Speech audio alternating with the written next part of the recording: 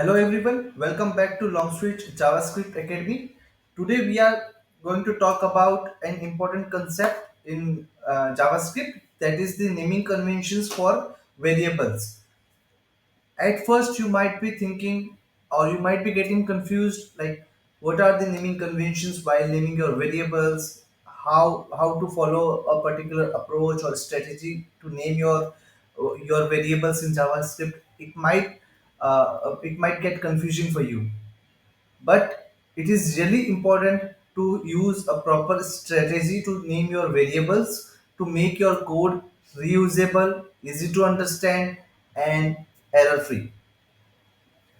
Next thing, you might be wondering why we have to emphasize on so much on like naming our variables. What purpose will it serve? Let me give you a quick example. Let's say you are reading a book, and within that book, and one story is going on, and if you feel that the names of the characters are continuously changing, they are not like serving the purpose of the character. They are not indicating the core nature of the character. Then it might be confusing for you, and you might lose the interest in like following the entire story in the book.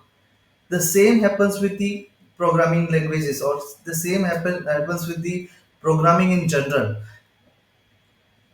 Keeping your variable names consistent, readable, and meaningful helps your code easy to understand for others. It also helps you to collaborate with other developers easily, because it makes your code very like conventional and easy to understand.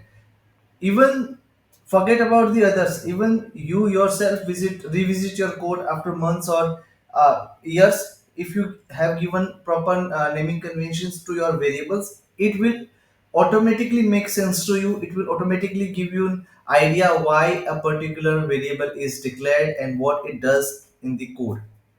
So I hope with this you are pretty much clear with the importance of having right naming conventions strategy implemented in your JavaScript programs.